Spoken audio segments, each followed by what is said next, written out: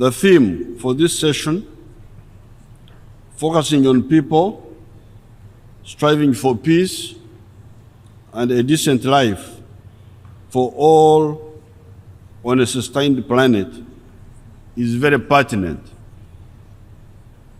I am happy this topic is being discussed. I have always wondered why the elites in the different countries of the world do not see this.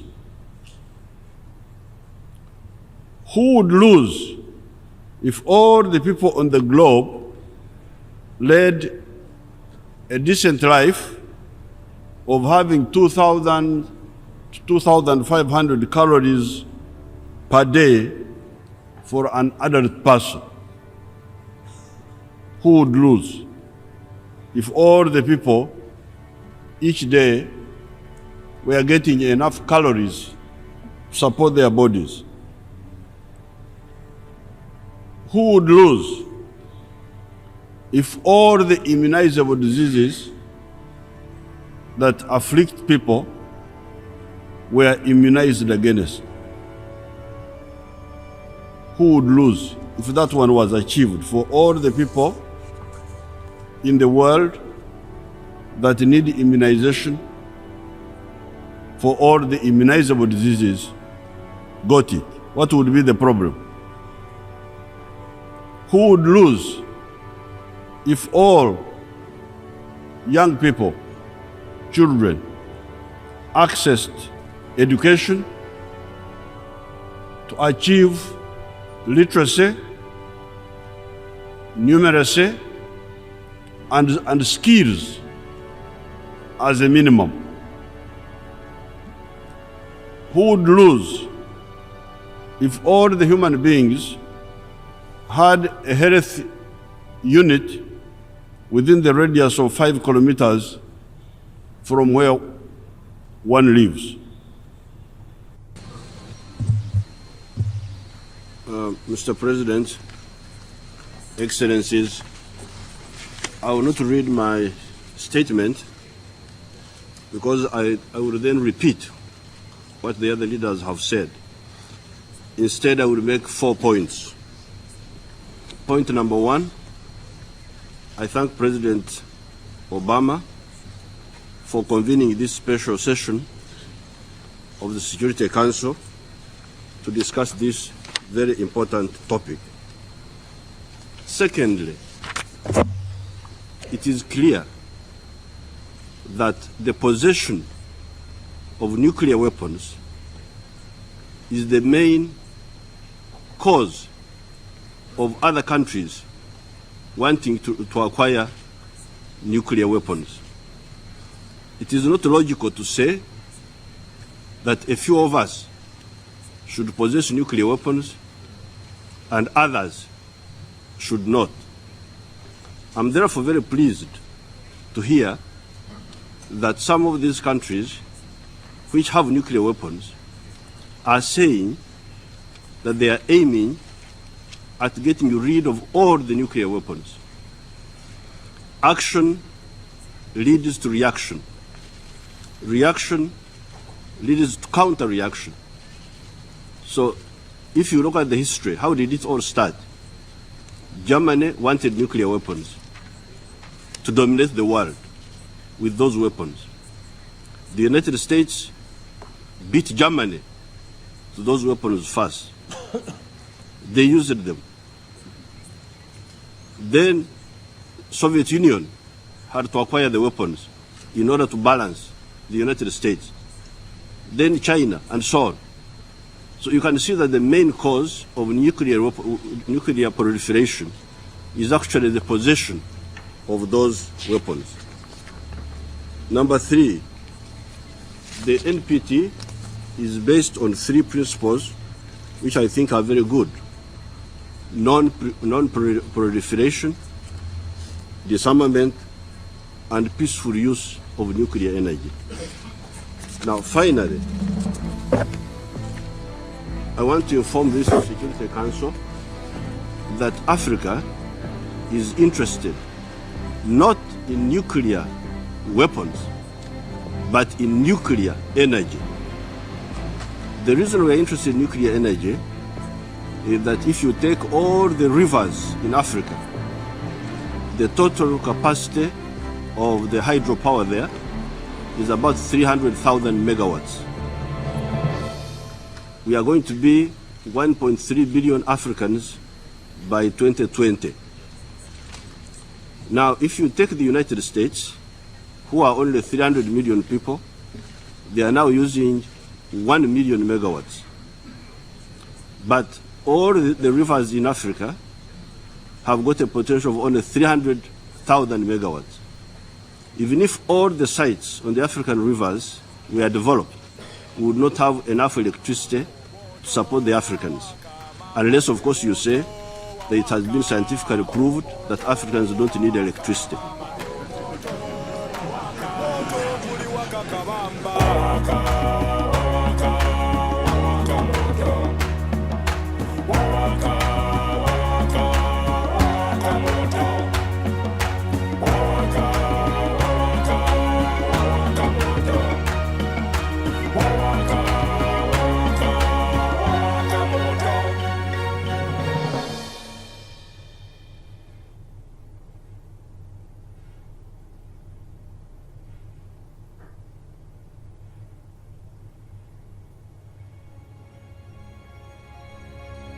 Allow me introduce the father of our region, President Yoweri Kaguta Museveni, the President of Uganda.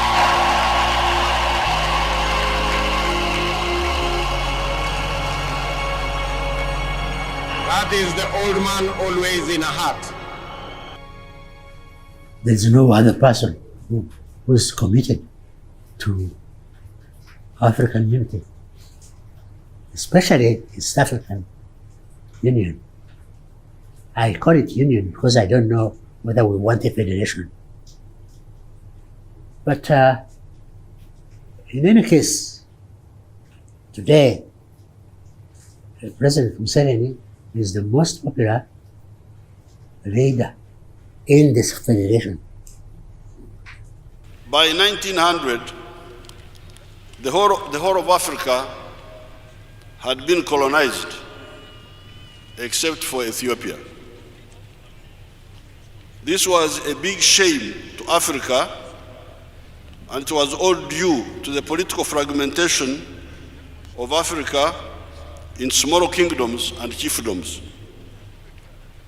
Some of the traditional leaders tried to fight to preserve their independence.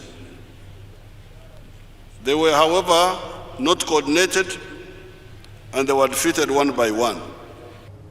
The pro-people ideology is something which I think that the NRM government, if you read that 10-point program, you can see that they have interest on the people. It was based on the people. Good standard of living, economy, democracy, human rights. That people are very important. Then the idea of unity of Ugandans. So today when you are talking about patriotism, Pan-Africanism, you are just recapturing those ideas, the ideas of the 10-point program. Yes. For Musei, I think because of his experience leading people, the peasantry, he came from that background of people with really, close to nature, and then he had to live with them and teach them how to emancipate themselves, and taught them how to fight, and taught them, and he's a teacher, I think. He's a teacher naturally, and he has that unique ability to get into, to understand quickly what you are trying to tell him or where you are coming from, and be able to help you, get to where you want to go. Taking Uganda as an example, our society at that time was a pre-capitalist, mainly non-money one, using barter trade, and comprised of three social classes: the feudalists, the artisans, and the peasants. By 1962, at independence, this pre-capitalist economy and society had somewhat metamorphosed into a typical enclave colonial economy with a small island of modernity that had entered the money economy, surrounded by a sea of backward subsistence economic activities that only catered for food and no cash. Now, you see, if you don't learn from history, you repeat the mistakes. So I think the NRM, they learned the lessons from what had happened. They knew the reasons why they were fighting against the system, and you can say, I don't know what to say, whether they benefited, but because if you don't make a mistake, mistakes make you learn fast. So they knew very well where the problems are. They analyzed the problems, and they were able to provide good solutions. So people already knew that this was a different group. This is a different army. This is a different government.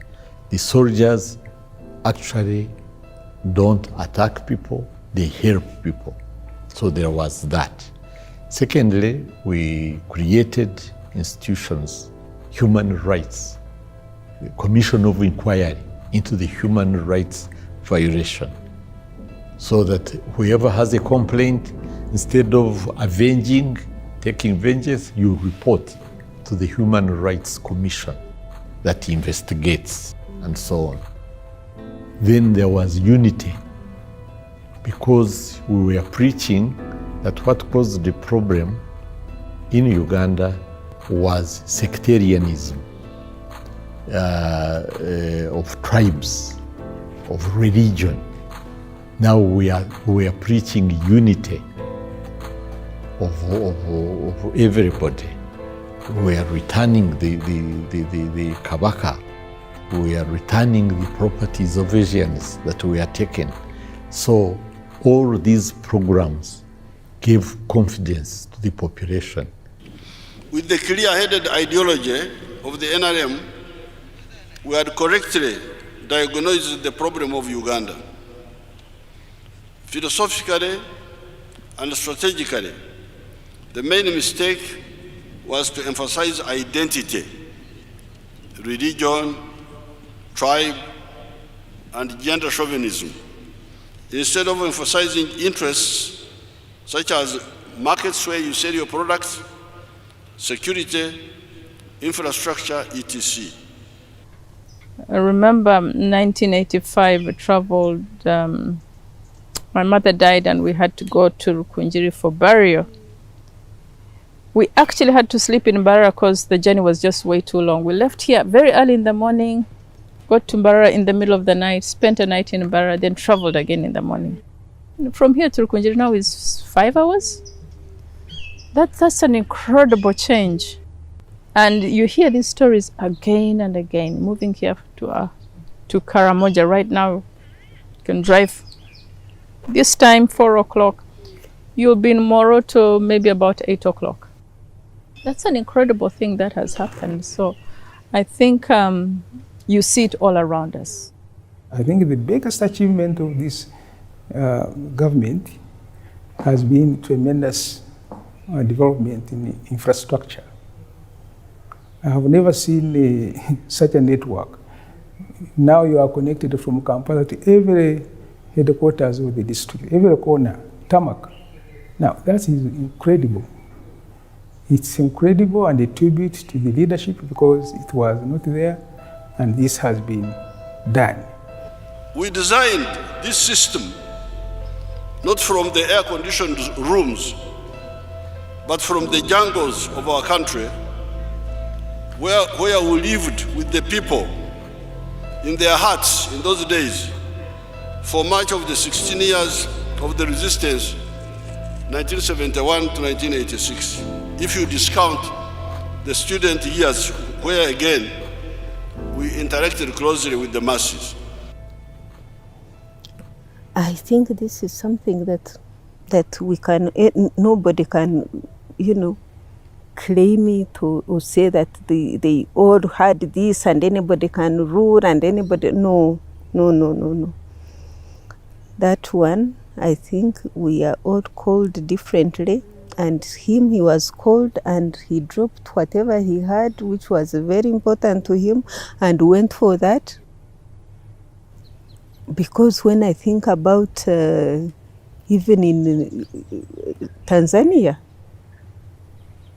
he never used to be, he would be organizing here, he would be sneaking in the country, he would be organizing groups to take for training, he would be talking to Mwalimu, talking to the leaders of the time in Mozambique. So he was always busy on something. It is not a secret. President Museveni became politically active very, very early. At a very early age, I think in high school, and continued through his days. I think he got even more fired and matured in Dar es Salaam University. Did not only do that, he keeps on telling us, or whoever wants to listen, when other students went for vacation, he would go the other way to learn how Frelimo is doing their thing, how they are managing the war, how they are managing the population in the liberated areas, resupply, treatment of prisoners of war, the whole effort. So he was an interested individual. And as you know, as I know, I don't know how much you know about him, but I know him as a very, very careful individual, deliberate individual. The fact that this 35-6 years of peace has happened here in this country, which was not manageable at all.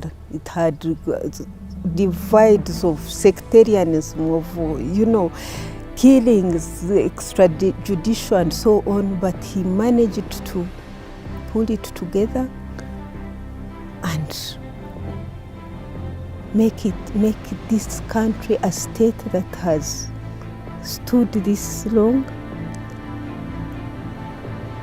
We have exported peace everywhere we go. The NRA and UPDF took that as a priority because it was a major problem here. The misuse of power, military power, not even political, misuse of power by the army in all these regimes. Detaining people anyhow, shooting. So I think that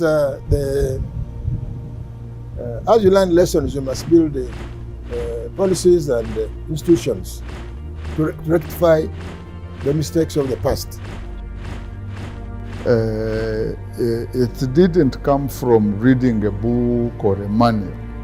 It is the individual, Mr. Museveni, his aspirations, the ideas of where he would like liberty, a free and liberated people should go, that brought to bear on what he infused in us and we infused in those that came behind us to what we are seeing today. That's why I say, to me, this is the journey of President Museveni. For each one of us that can identify, we've built houses, lived in them, we have planted crops, we eat of them because of the journey the NRA, NRM, and the president who has stabilized this nation for us to do that. We built this system for our people. We neither seek nor need any approbation from anybody outside Uganda, except our peers in the African Union and NEPAD, to whom we are linked by African brotherhood, solidarity, and shared values based on mutual respect. Those of us who remember where this country came from say we should thank Museveni. He has done a lot. He has brought this country a long way. A long way. People of this country don't know where this country came from. They don't know, especially the youths. They are not looking at where the country came from. They are looking at it here now. One of the qualities that we have had in Uganda, or the advantages, is stability, constitutional stability, political stability in the country. Because we were having presidents for 60 days, to 1 year, and don't have another 60 days. Presidents were coming and going like that. It's not healthy. It's not healthy for African countries. Well, I think we have done well. We have done well because the patriotism, we have done very well. Pan-Africanism, we have done very well. The socio-economic transformation, we've done extremely well. Yes. Democracy, we've done very well. Yes. But of course, the problem is bringing everybody on board to understand. Because of course we are working against a bigger force of imperialism, and they use part of us to undermine what we are doing. So that is the only problem, and that's why there is a danger of our young people not being able to see what we saw and forced us to go to the bush to fight, take up arms, and suffer and die in order Uganda to be free. That's the biggest problem, especially the young. I doubt very much that there are many comparable pro-people democratic structures in the world.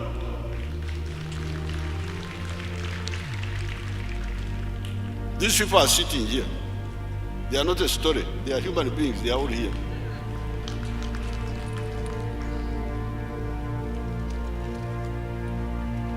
It is therefore quite comic and laughable to hear of some actors in the world giving us lectures about democracy.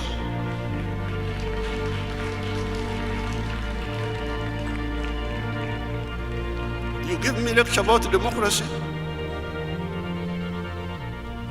What are your own credentials?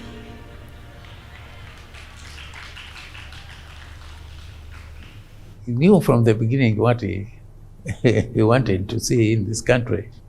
And he's still the same man. I admire him for one thing, steadfastness in the face of opposition. You know, sometimes people do not understand what you are trying to do. And sometimes even you have genuine and most dedicated efforts. Some people will call you names. And if you are faint-hearted, you may throw up your hands and say, after all, I was doing it for them. The African race must have a center of gravity.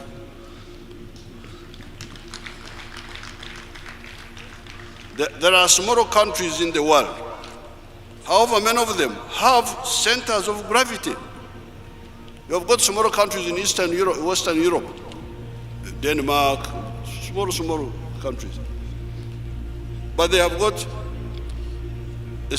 centers of gravity. USA is the center of gravity for the West Europeans. It is their center of gravity. When they're in trouble, it is the one which rescues them. When Hitler wanted to take them over, and after had taken them over, who rescued them? The USA and somebody else, whom they don't talk about now.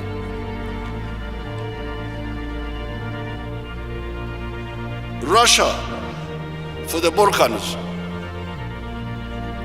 The Slavic nations of Eastern Europe have a center of gravity in Russia. China for the Far East. India for South Asia. Where is the economic and strategic center of gravity of the African race? Where is it? If you could give one message to the youth of Uganda, what would that be? That would be to search for God. I think that every human being, if they can find God, they then can find themselves. If our young people can know God and have a relationship with Him, they can know who they are, they can know their purpose in life, and through God's leading, they would find that purpose and fulfill it. That's my prayer. Because without God, you are lost in the world. You think you are looking for yourself, but you really can't find yourself until you find God. Because it is God who created you and gave you a purpose even before you were in your mother's womb. And so if you find Him and have a relationship with Him, He will guide you to your purpose and enable you to fulfill it. That is my prayer for all people, but especially the young generation. The 4 economic sectors where their jobs and wealth are: commercial agriculture, Emu, with the Chibaro, Chura, Aymar, Otita, counting profitability, industries, services, and ICT. With your individual savings, collective savings by groups, borrowing from banks, or with government support, you should enter one or more of these sectors so as to chase poverty from your homesteads, create wealth and jobs for some of your family and also for others. I thank you and I wish you good luck.